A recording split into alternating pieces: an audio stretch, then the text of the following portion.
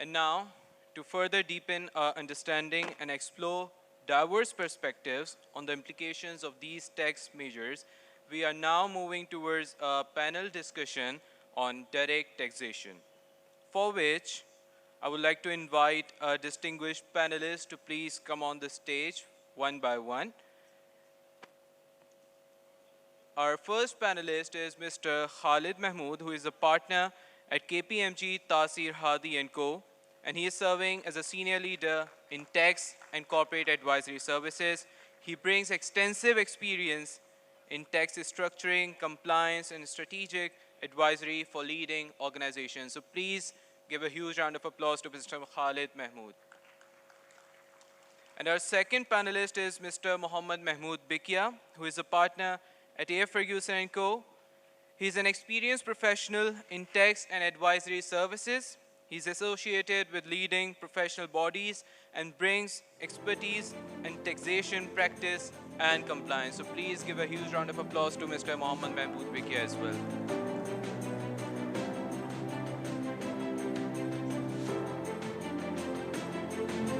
Next panelist is Mr. Imran Ali Memon, who is a partner at Yusuf Adil Chartered Accountants. Mr. Imran Memon is a seasoned tax professional with over 15 years of experience. He advises local and international clients on taxation, transactions, and regulatory matters, including mergers and restructuring. Thank you, Mr. Imran. Our fourth panelist is Mr. Muzammil Hemani, who is a partner at Hemani & Associates. Mr. Muzammil is a leading expert in corporate and international taxation. He specializes in tax advisory, cross-border restructuring, and dispute resolution for businesses across Pakistan. Please welcome Muzammil. And last but not the least, Mr. Asif Zafar, who is a moderator for this session. Mr. Asif is a senior director tax at EY, and he's a chartered accountant with an extensive expertise in tax advisory and compliance, and he has built a strong career at EY advising clients on complex tax matters, regulatory frameworks, and financial reporting. So now, if I may request Mr. Asif Zafar to kindly take the stage and steer this important discussion. Thank you so much, everyone. I would like to first take this opportunity to thank ICAP, which is my alma mater, for providing this amazing platform to discuss this sensitive area, that is the amendments proposed to the Finance Act 2026, Finance Bill 2026 in the direct tax side of things. I would like to also welcome all our panelists who need no introduction. आपने अभी रज़ा साहब से बहुत detailed presentation सुनी, and as always he has very comprehensively covered the major areas. Thank you, Raza Saab, for that. So taking the discussion further from here, Khalid Saab is the most senior among us right now, so मैं इनसे start करता हूँ. And before that, but I would request all of the panelists to keep the comments brief so that we can cover a major area within the prescribed time. Khalid Saab, जैसे Raza Saab ने बात की initial में कि context budget का is important, direction is very important कि किस तरफ को हम we are headed towards. तो पिछले कई सालों से बात होती रही है कि broadening of tax base होनी चाहिए, tax net को बढ़ना चाहिए, लोगों को inclusivity आनी चाहिए, लोगों को tax net में लाना चाहिए. Current budget की proposals और amendments को देखते हुए आप क्या समझते हैं, क्या direction है? Is it broadening? Is it digitalization? Yeah, is it data collection? And please. Thank you. अच्छा, बजट को जब भी हम अनफोल्ड करते हैं तो उसको डिफरेंट कॉन्टेक्स्ट में हम एवेल्युएट करते हैं. फर्स्ट एवेल्युएशन होती है कि क्या this will contribute towards the economy, आपके इकोनॉमिक साइकिल जो है वो इसके ऊपर रिवाइव होगा या उसको एक्सपेंड करेंगे या नहीं करेंगे. दूसरा एरिया होता है कि आपकी टैक्स की कलेक्शन होगी तो वो किस तरह होगी. अगर मैं देखना चाहूँ तो इकोनॉमी के व्हील को फर्दर स्ट्रेंथन करने के लिए कोई इस तरह ड्रास्टिक मेजर्स मुझे नज़र नहीं आते हैं. But on the other hand अगर हम ये बात करें कि इसकी क्या एक्सपेंशन होगी तो टू एन एक्सटेंट डिजिटलाइजेशन के थ्रू इसको इंट्रोड्यूस करवाने की बात हो रही है, और जो इस वक्त अमेंडमेंट्स लाई गई हैं वो शायद इस वजह से आई हैं कि हम जो इस वक्त पोटेंशियल है उसको एवेल्यूएट करने के बाद उसको कैप्चर कर सकें। ये देखें, ये फर्स्ट बजट इस वक्त एवर है। हम हमेशा से फ्रॉम ICAP के फोरम से भी कहते रहे हैं कि policy should be different from the federal board of revenue, जो रेवेन्यू कलेक्शन बॉडी है। तो अनफॉर्चुनेटली हमारे अब तक के जितने भी बजट्स आए थे वो सिर्फ और सिर्फ रिकवरी किस तरह एनहांस हो सकती है उस पॉलिसी पे थे। फर्स्ट टाइम ये पॉलिसी और कोई रेवेन्यू अलग हुआ है। पॉलिसी विंग जो इस वक्त फाइनेंस मिनिस्ट्री के अंदर काम कर रहा है, they have worked and this is their first budget. First budget, इसके अंदर हम बात कर सकते हैं कि उसके फ्रेमवर्क में काफ़ी सारे लूप होल्स हैं, लेकिन डायरेक्शन काफ़ी हद तक बेहतर लग रही है। मेरी अंडरस्टैंडिंग है कि जिस तरह के इन्होंने इसके अंदर प्रोविजंस लेके आए हैं उनके ऊपर अभी काफ़ी कुछ प्रेस्क्राइब होना है। आप किसी भी इस प्रपोजल को देखेंगे तो वहाँ prescription will follow, enabling provision is there, लेकिन दैट विल फॉलो।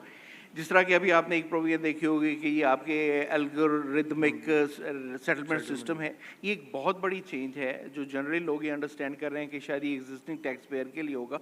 मेरी अंडरस्टैंडिंग है कि डाटा ऑलरेडी इतना ज़्यादा साइलोज में अवेलेबल था, और मेरी ये भी अंडरस्टैंडिंग है कि इस वक्त जो आपका IA बेस्ड जो आर्टिफिशियल इंटेलिजेंस AI के बेसिस पे जो मैकेनिज़्म है वो ऑलरेडी आपके IRS के अंदर बिल्ड हो चुका है। IRIS जो 3.0 है उसको ऑलरेडी इम्प्लीमेंट करने के लिए टेस्टिंग फेज में है, उसको ट्राई करने के लिए ये मैकेनिज़्म जो है ना वो लेके आया गया। साइलोज में information is still there. Algorithmic system के अंदर उन्होंने जो ये बात की है कि आपकी किसी भी असेसमेंट स्टेज से पहले आपकी अमाउंट आपसे रिकवर करने के लिए ऑफर की जा सकती है। मेरी अंडरस्टैंडिंग है कि वो किसी भी आपको टैक्स पेयर की डेफिनेशन इन टैक्स लॉ जो दी गई है ना, जनरली हम भी अंडरस्टैंड करते हैं टैक्स पेयर वो है जो ऑलरेडी टैक्स पेयर है, जो टैक्स दे कर रहा है, ये टैक्स रजिस्टर्ड है। बट टैक्स पेयर की definition in income tax law देखें तो वो है कि जो टैक्स एबल अमाउंट ड्राइव कर रहा है और वो जिसको रिटर्न फाइल करने की obligation under the law. It means वो भी टैक्स पेयर हो सकता है इस पर्पस के लिए जिसका डाटा ऑलरेडी अवेलेबल है और आप ये विजिबल कर सकते हैं कि ये आपसे कलेक्शन करनी है। तो स्टार्ट वहाँ से होगा, उसके बाद आपके बाकी के मैकेनिज्म जो आप समझते हैं डायरेक्शन उस तरफ है, कंसिस्टेंसी चाहिए होगी, जी बिल्कुल ऐसे ही अचीव द डिजायर्ड रिजल्ट्स। बिल्कुल that's may take time but this will be on the right direction. ठीक है, स्टार्टिंग आपने बात की फेसलेस ऑडिट्स और इस तरह की, तो मेरा नेक्स्ट क्वेश्चन जो है वो महमूद से है कि महमूद ये इंट्रोड्यूस किया है, इनेबलिंग प्रोविजंस आ गए हैं, फेसलेस ऑडिट से स्टार्ट करेंगे, बल्कि एनालिसिस से स्टार्ट करेंगे and then it will go to till faceless appeals. आप क्या समझते हैं करंट जो एनवायरनमेंट है और इकोसिस्टम है हमारा, उसमें कितना कंड्यूसिव होगा वो टू इम्प्लीमेंट दिस सिस्टम? एक बात फ्रॉम अ कॉम्पिटेंसी पर्सपेक्टिव भी, और उसके अलावा कैपेबिलिटी और डेटा एक्यूरेसी ख़ास तौर पे, क्योंकि जब हम फेसलेस की बात कर रहे हैं तो यानी there will be no interaction, right? So अगर एक्यूरेसी नहीं होगी, जिस डेटा की बेस के ऊपर ये सारा मैकेनिज्म चलेगा और बेस करेगा, तो क्या उसकी रेपरकशंस हो सकते हैं?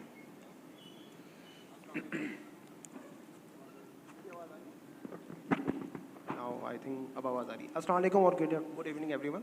थैंक यू सो मच सबसे पहले ऑर्गेनाइजिंग कमेटी का for having me on this panel.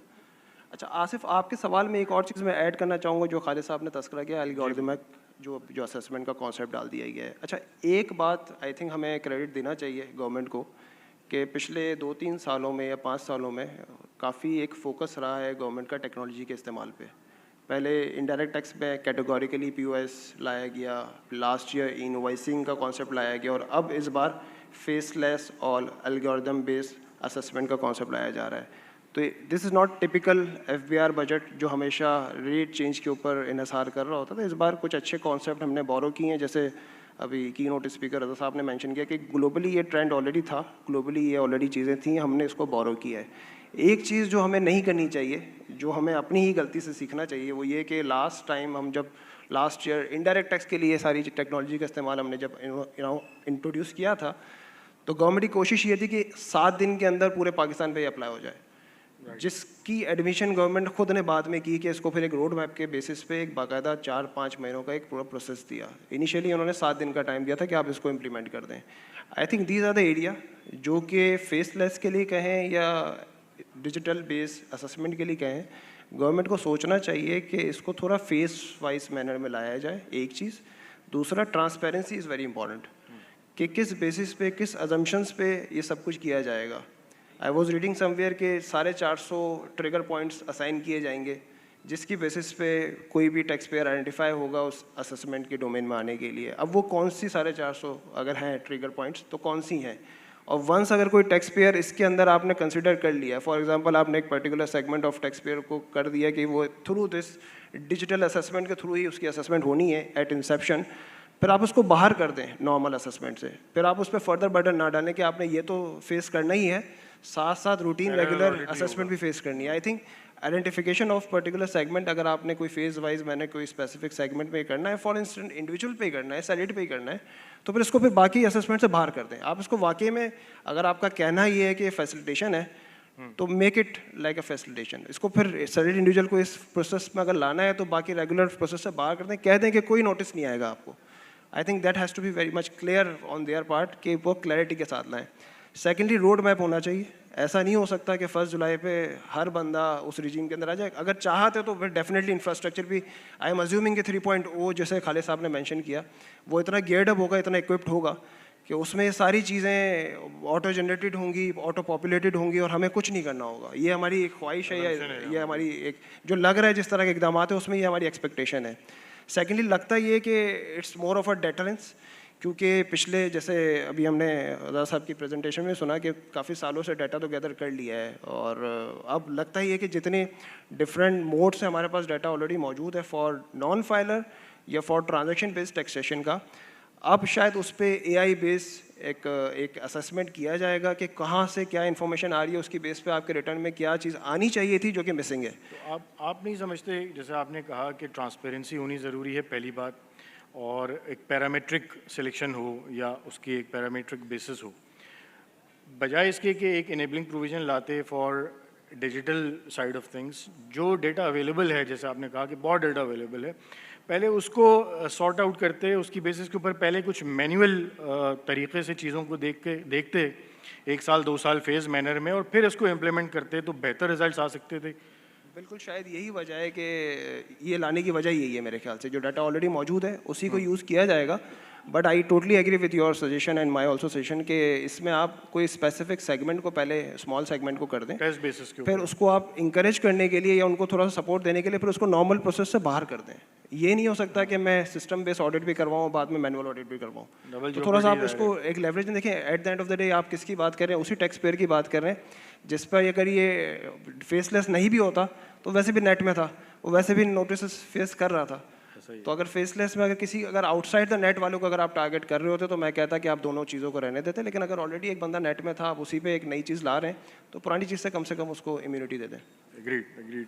Going towards Muzammil, पहला सवाल तो ये है कि how do you see this budget holistically?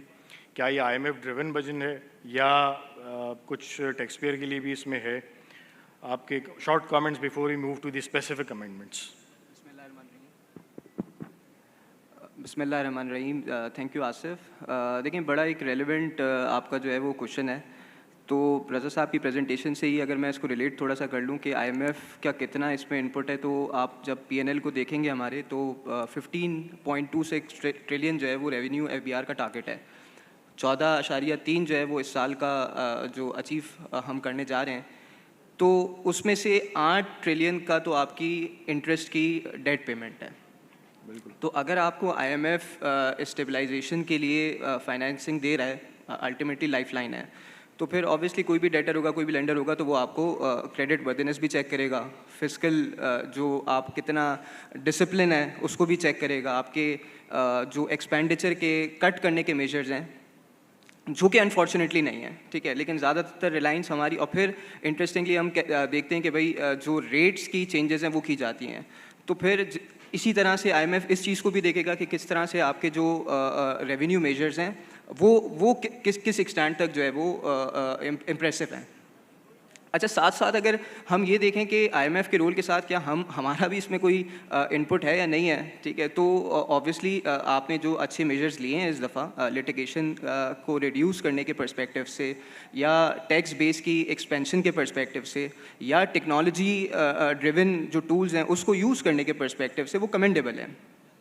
अच्छा, इसी तरह अगर हम देखें कि जो गवर्नमेंट का अल्टीमेटली जो फोकस रहता है, ठीक है, आईएमएफ का भी अपना जो है वो प्रेशर है, लेकिन जो ज़्यादातर प्रेशर गवर्नमेंट ले रही होती है वो जो एग्जिस्टिंग टैक्स बेस है या एग्जिस्टिंग टैक्स पेयर है या जो फॉर्मल सेक्टर है उसी को फर्दर आप स्क्वीज जो है वो कर रहे होते हैं, ठीक है। रेवेन्यू कंप्रेशन के जो आप मेजर्स लेते हैं तो उससे जो फॉर एग्जांपल आपने जो अभी हम आगे जो है वो उसमें बात भी अगर होती है कि जो रेट्स का आपने इंक्रीज़ किया तो अल्टीमेटली उससे क्या इम्पैक्ट जाएगा, ठीक है। तो आप इनफॉर्मल को फर्दर जो है वो प्रमोट कर रहे हैं और जो फॉर्मल सेक्टर है उसको और ज़्यादा जो है वो आप डिस्करेज कर रहे हैं। तो ठीक है, आईएमएफ का इसके अंदर ज़ाहिर इनपुट है, लेकिन ओवरऑल जो है वो पाकिस्तान में जो टैक्स पेयर्स के बेनिफिट में चीज़ें उसको भी हमें देखना चाहिए।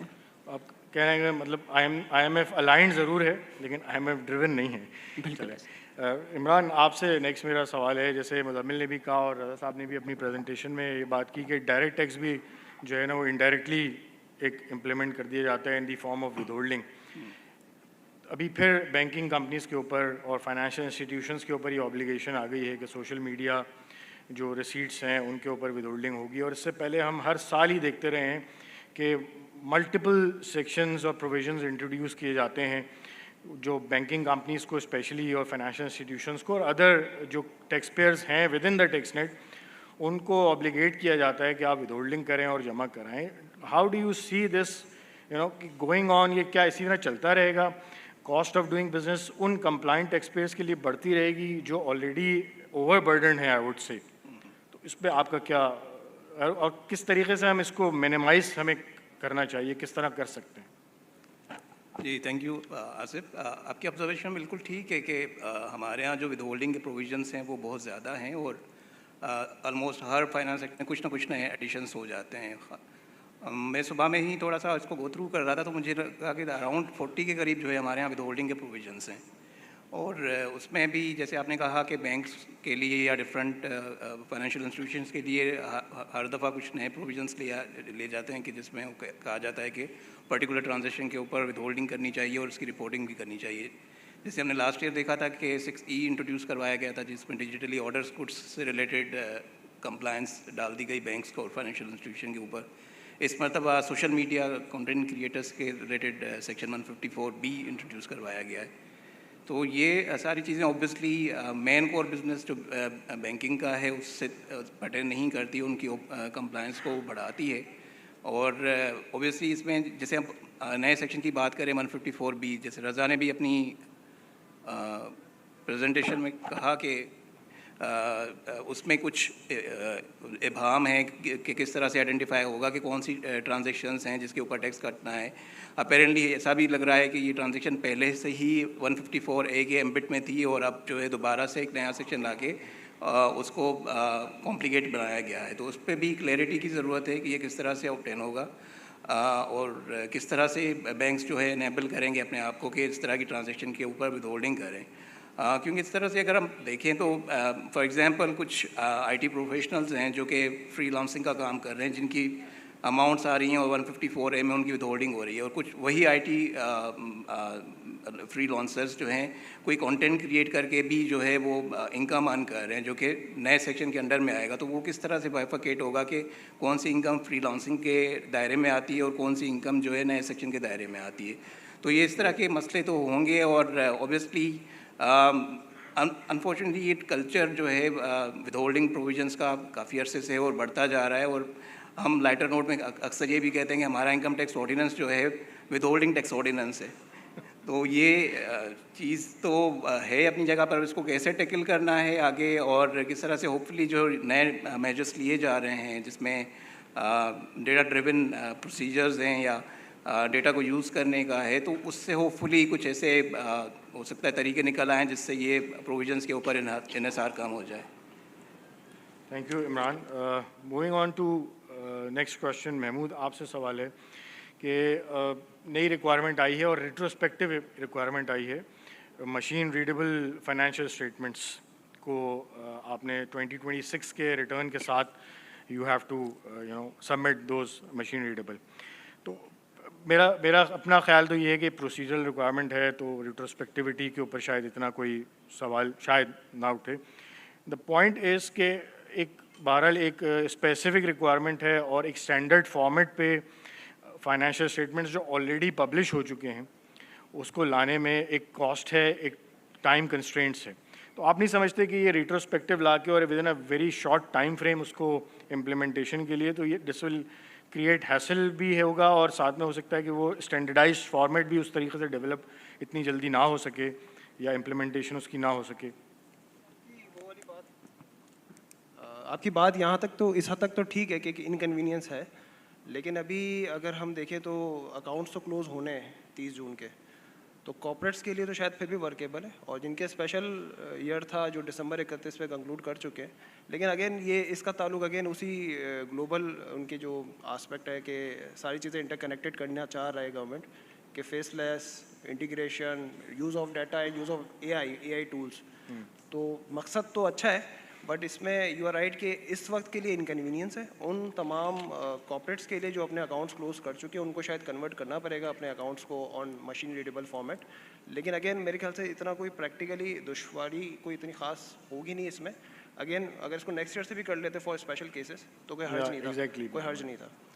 लेकिन गालिबन इरादा यही होगा इनका कि जितना इन्फॉर्मेशन हमारे पास इस बार आ जाए और उसकी बेसिस पे तमाम, क्योंकि फेसलेस भी इसी बार फ्रॉम जुलाई 1 से इंट्रोड्यूस करने की कोशिश करेंगे शायद, तो उसमें इस तरह की इन्फॉर्मेशन अवेलेबल होगी मशीन रीडेबल, तभी वो इंप्लीमेंट कर पाएंगे। एल्गोरिदम बेस्ड जो एनालिसिस करना है वो भी अगेन मशीन रीडेबल फॉर्मेट पे ही हो पाएगा। तो ओवरऑल लगता ही है कि ये टैक्स ब्रॉडनिंग के ऊपर है, लेकिन again at the cost of those filers जो कि ऑलरेडी नेट के अंदर। अगेन वही एग्रेसिव इम्प्लीमेंटेशन टाइमलाइंस की बात लेकिन ये है प्रोसीजरल चेंज, अगर इसमें कन्वर्टेबल अकाउंट्स बना भी लें या अरेंज हो भी जाएँ तो मेरे ख्याल से कोई बहुत बड़ा प्रैक्टिकल दुश्वारी लगती नहीं है। मुज़म्मिल, नेक्स्ट क्वेश्चन आपसे अगेन एल्गोरिथमिक बेस्ड प्रोफाइलिंग की बात हो रही है और सेटलमेंट मैकेनिज्म की। आप क्या समझते हैं how effective will it be to reduce litigations, पहली बात।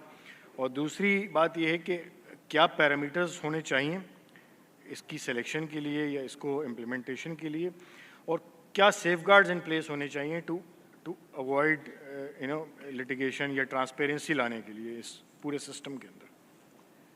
अच्छा देखिए, इसमें बड़ा आपका एक अच्छा क्वेश्चन भी है और एक अच्छा मेजर भी है जो गवर्नमेंट ने लिया है, और इस तरह के हिस्टोरिकली जो है वो मेजर्स लेती भी रही है, ठीक है। लेकिन कितना स्टैंड बाय करती है, कितना स्टेड फास्ट रहती है अपने इस मेजर के ऊपर, ये एक बड़ी इंपॉर्टेंट बात है।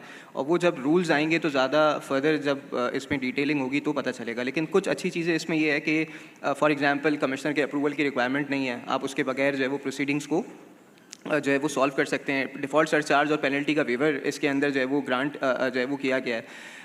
एज़ फार एज़ जो आपने ये बात की कि लिटिगेशंस पे क्या इम्पैक्ट आएगा, डेफिनेटली जो है वो इम्पैक्ट आएगा। लेकिन ये जब आप AI को और टेक्नोलॉजीज़ को यूज़ करते हैं तो उसके कुछ चैलेंजेस भी अपनी जगह इन प्लेस होते हैं, उसको भी कंसिडर करना ज़रूरी है। फॉर एग्जांपल जैसे आप ChatGPT भी अगर यूज़ करते हैं तो उसमें रिस्क इस चीज़ का होता है कि वो क्रिएट ना करे, ठीक है। तो क्रिएशन का जो हेलुसिनेशन जिसे आप कहते हैं कि वो जो क्रिएशन का रिस्क है, ऐसा ना हो कि गवर्नमेंट जो है वो अगर डाटा परफेक्ट नहीं है आपका और जिस डाटा पे या जिस फॉर एग्जांपल अजम्पशंस की बेसिस के ऊपर आप ये सारी चीज़ें ड्राइव कर रहे हैं वो ट्रांसपेरेंट अगर नहीं है, तो फिर ये ना हो कि टैक्स पेयर्स का जो कॉन्फिडेंस है इसके ऊपर ना रहे और ये सिर्फ एक रेवेन्यू जनरेशन टूल के तौर पे इसको जो है वो देखा जाए, ठीक है। तो बिल्कुल ठीक है कि इसके अंदर जो कंप्लाइंस कॉस्ट है टैक्स पेयर के एंड से, लिटिगेशन कॉस्ट है वो भी कम होगी, एडमिनिस्ट्रेटिव कॉस्ट भी कम होगी। लेकिन इसके जो चैलेंजेस हैं, जो इसके सेफगार्ड्स हैं, अगर उसको टाइमली लिया जाए तो फिर डेफिनेटली इसको एक अच्छे से यूज़ किया जा सकता है।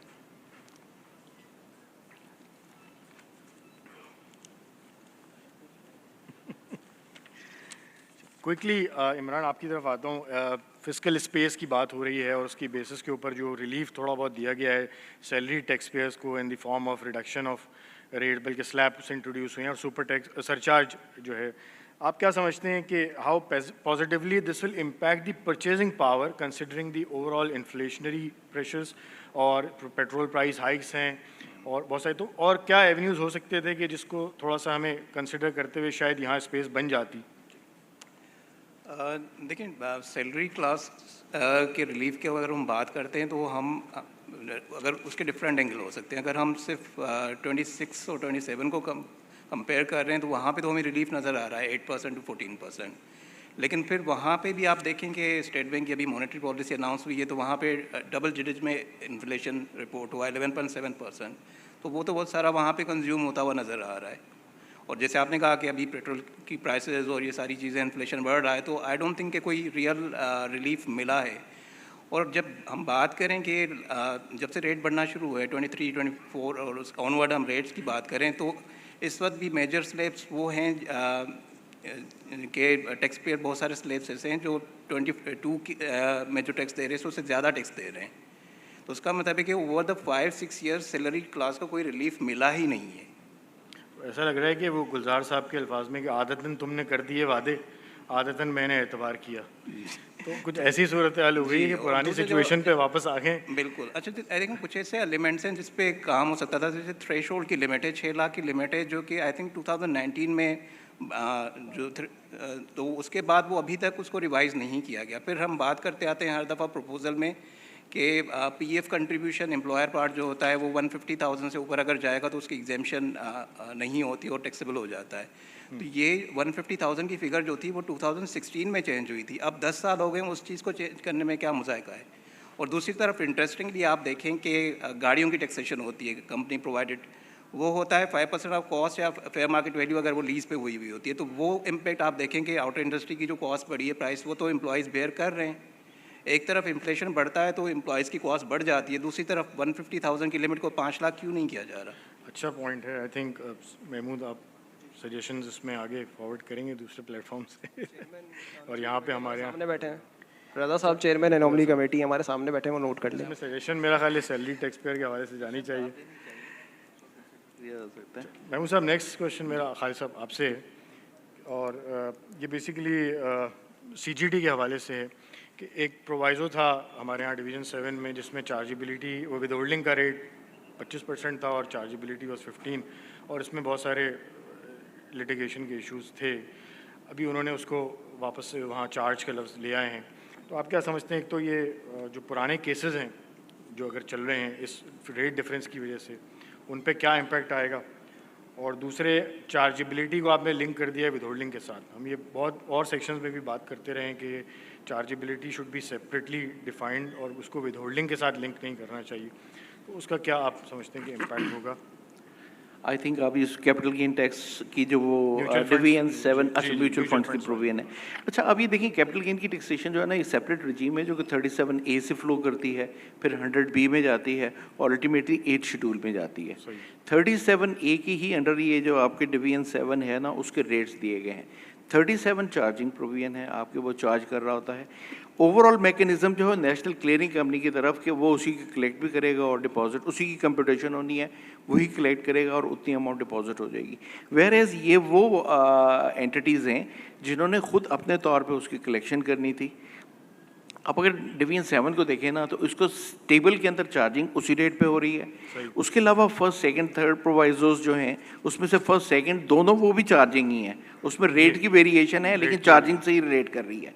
आपके प्रोवाइजर आप ऊपर दी हुई प्रोविजन को मॉडिफाई कर सकते हैं to the extent as given in the proviso.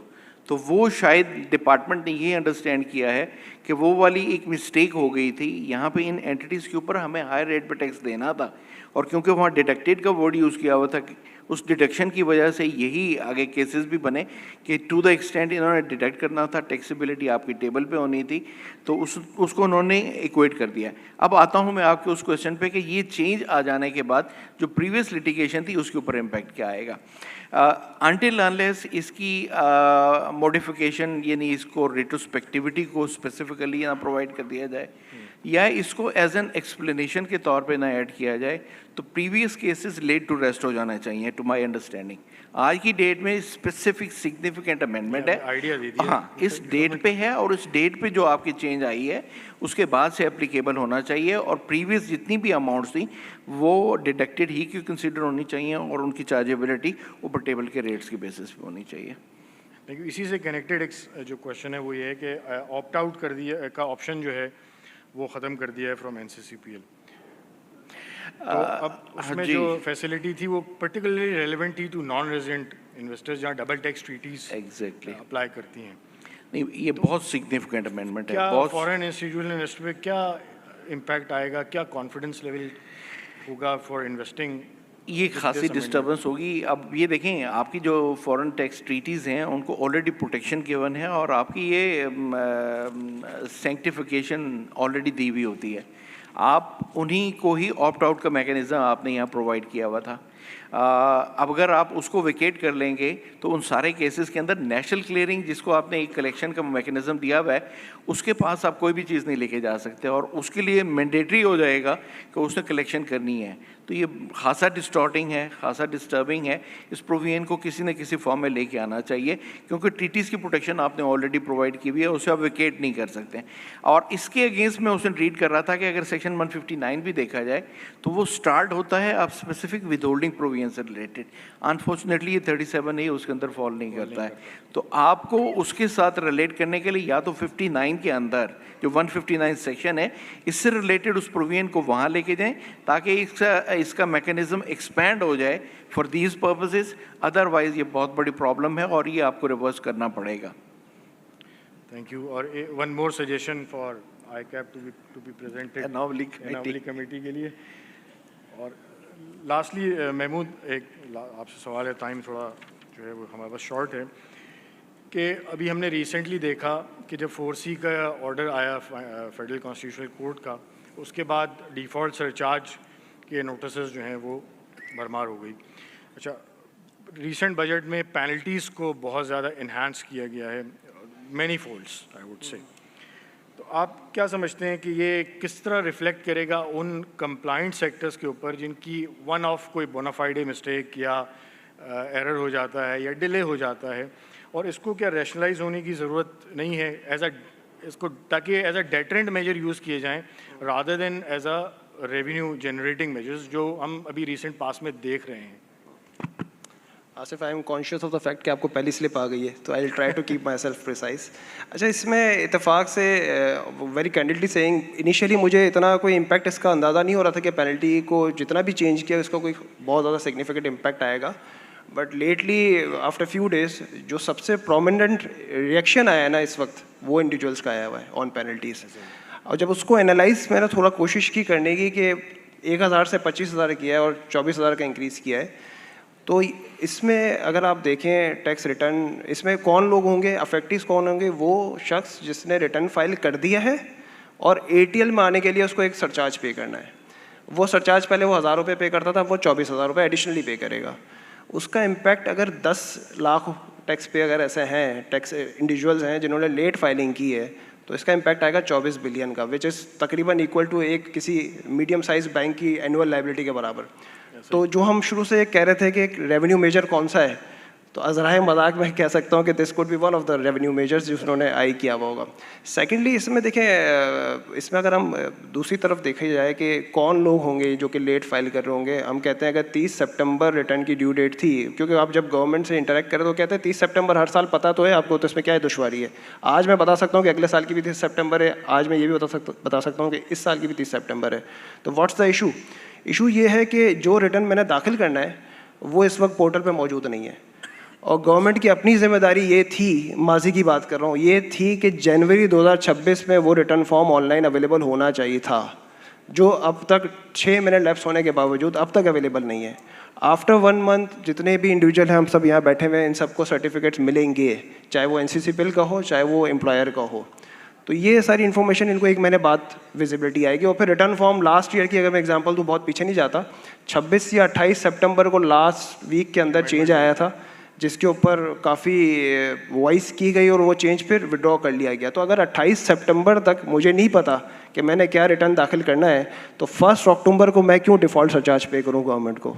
तो that's the point which is very very serious on the part कि इसको थोड़ा सा रिकन्सिडर करना चाहिए। ठीक है, बहुत सारी पेनल्टीज़ उन्होंने 4x 5x कर दी है, बट ये पेनल्टी उन्होंने 25x कर दी है। तो दिस इज़ समथिंग जिसके ऊपर काफ़ी मेरे ख्याल से रिएक्शन भी आया और वेरी वैलिड रिएक्शन है मेरे हिसाब से। I hope sanity would prevail इंशाल्लाह at some level.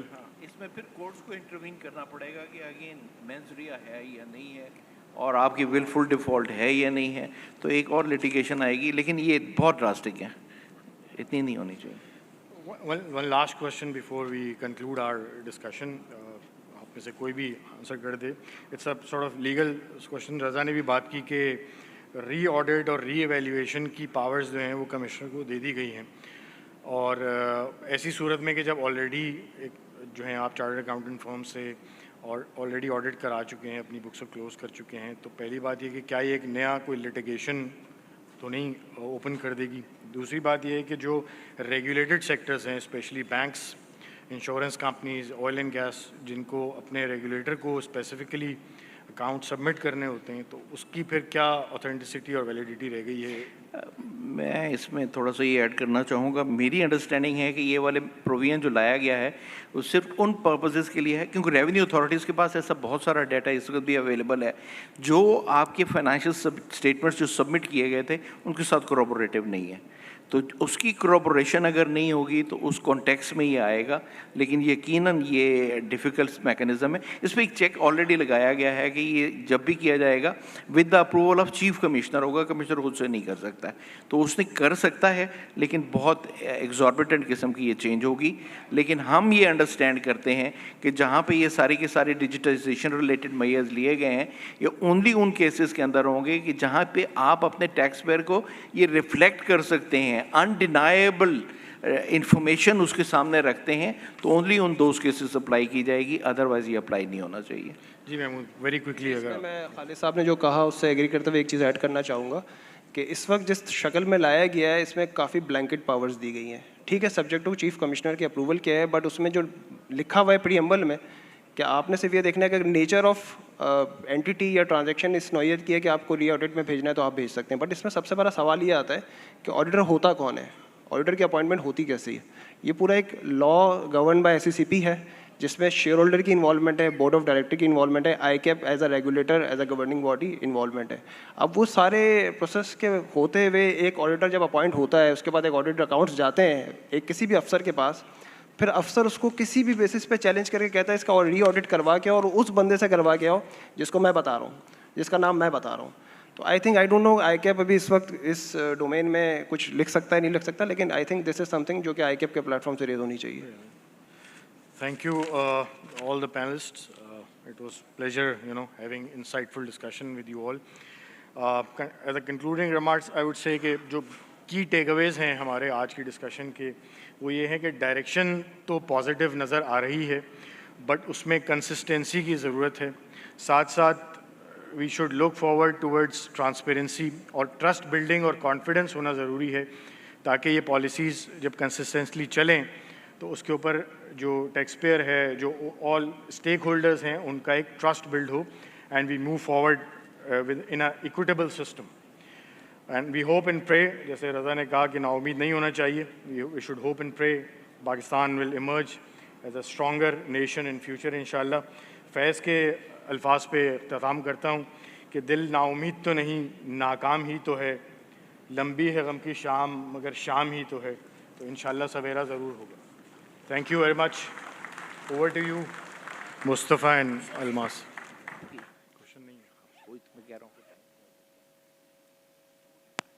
So, ladies and gentlemen, as we now come to the close of this insightful session, it is now the time to recognize and appreciate the valuable contributions of our esteemed panelist and our moderator. So now, if I may request a distinguished guest, Sir Ahmed Raza, who is the Vice President of ICAP, and Mr. Zaid Kalia, who is a Council Member of ICAP, to kindly join us on the stage for the Shield presentation ceremony.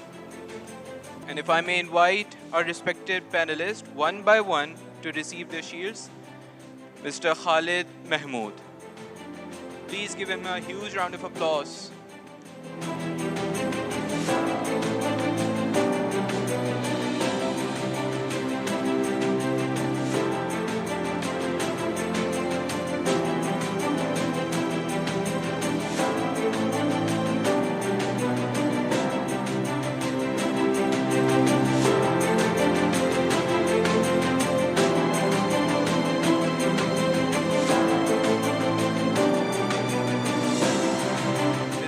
Mohammad Mahmood Pikia.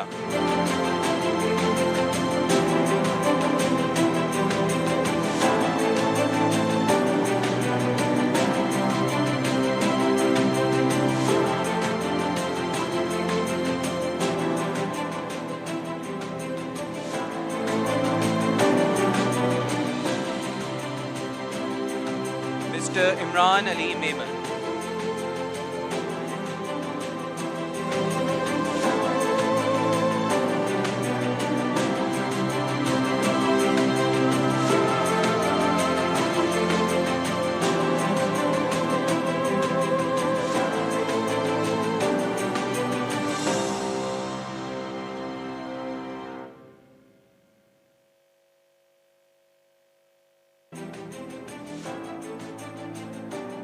Mr. Muzammil Himani.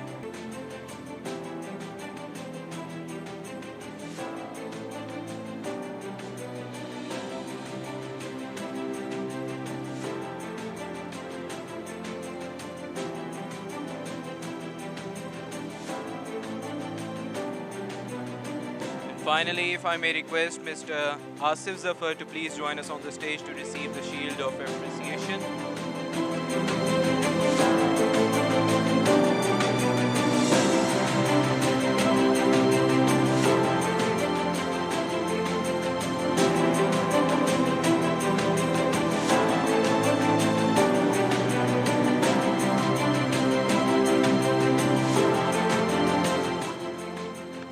Let's give a warm round of applause to all our distinguished speakers for their invaluable insights and contributions to today's session.